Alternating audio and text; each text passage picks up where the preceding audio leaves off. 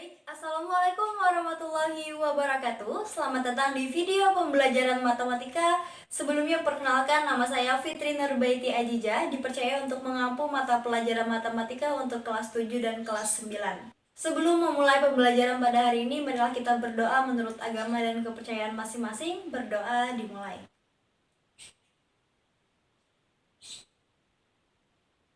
Berdoa selesai. Apa kabar semuanya? Semoga dalam lindungan Allah Subhanahu wa Ta'ala dan juga selalu sehat walafiat dimanapun kalian berada.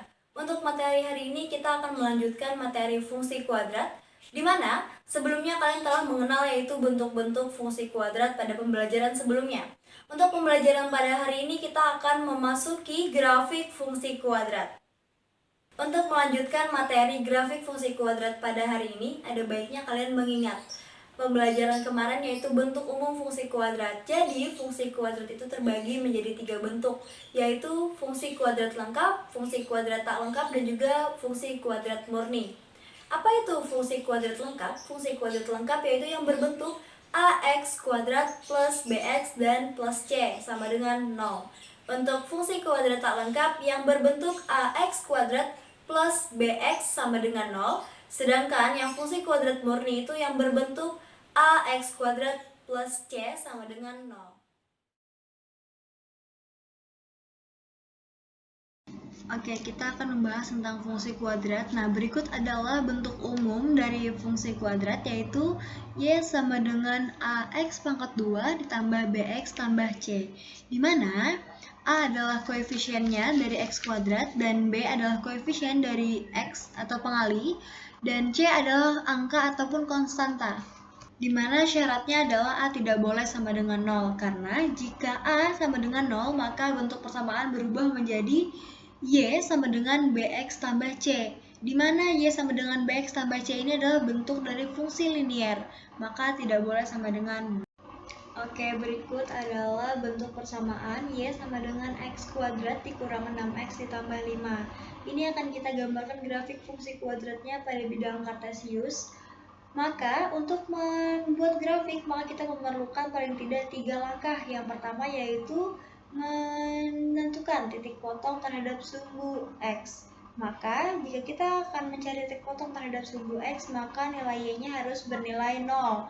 Maka persamaannya menjadi X kuadrat dikurang 6X ditambah 5 sama dengan 0. Nah, kita akan mencari lagi nilai X-nya berapa. Maka kita akan faktorkan persamaan berikut.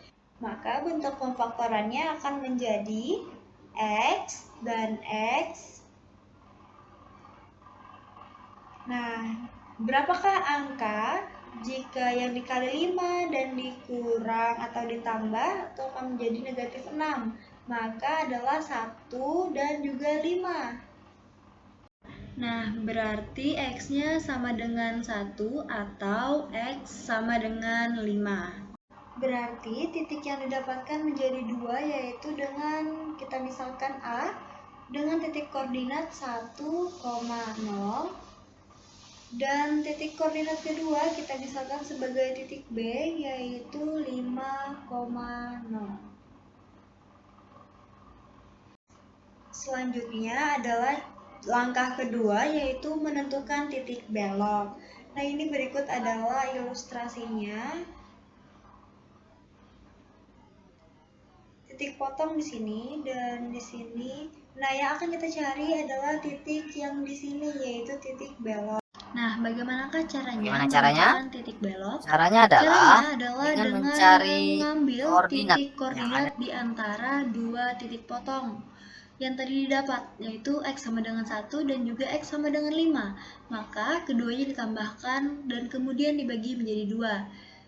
Seperti berikut, X sama dengan 1 tambah 5 dibagi 2 dan sama dengan 3. Nah, jika sudah didapat nilai X-nya sama dengan 3, maka yang akan dicari berikutnya adalah nilai Y. Bagaimana mencari nilai Y? Yaitu kembali ke persamaan awal tadi, Y sama dengan X pangkat 2 dikurang 6X tambah 5. Dan kita substitusikan nilai X tadi, yaitu 3, ke dalam persamaan awal. Maka didapat Y sama dengan 3 pangkat 2 dikurang 6 kali 3 ditambah 5. Maka hasilnya adalah 9 dikurang 18 tambah 5. Dan hasil akhirnya adalah negatif 4. Sehingga titik beloknya kita misalkan titik C dengan titik 3, negatif 4. Baik, berikut adalah langkah terakhir yang harus ditentukan adalah titik bantu. Berikut adalah ilustrasinya. Kalau tadi kita menentukan titik potong terhadap sumbu X terdapat 2, nah kita misalkan sebagai A dan B, kemudian titik belok kita misalkan sebagai titik C, maka yang akan kita cari adalah titik bantu sebagai terusan dari titik A dan titik B. Itu kita misalkan titik D dan juga E ketika titik A dan B diperpanjang.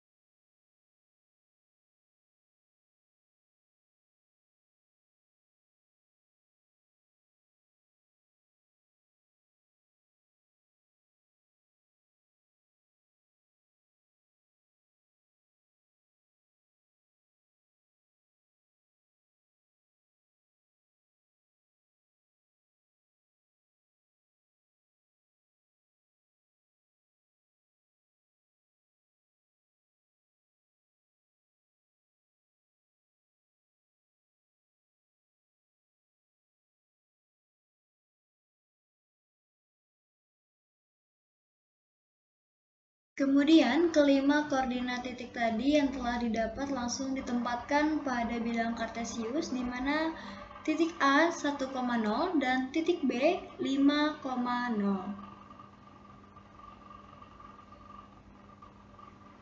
Lalu kita lihat selanjutnya itu titik C, yaitu titik beloknya berupa 3, negatif 4. Kenapa jadi dipilih 3? Karena 3 berada di antara 1 dan juga 5. Kemudian titik bantunya, titik bantu D itu ada di 0,5 dan titik bantu yang E ada di 6,5.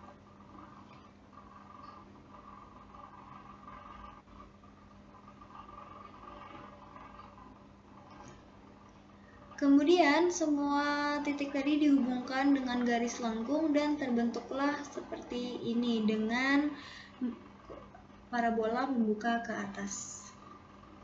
Baik, berakhir sudah video pembelajaran kita pada hari ini. Untuk menutup pembelajaran kita, marilah kita berdoa menurut agama dan kepercayaan masing-masing. Berdoa dimulai.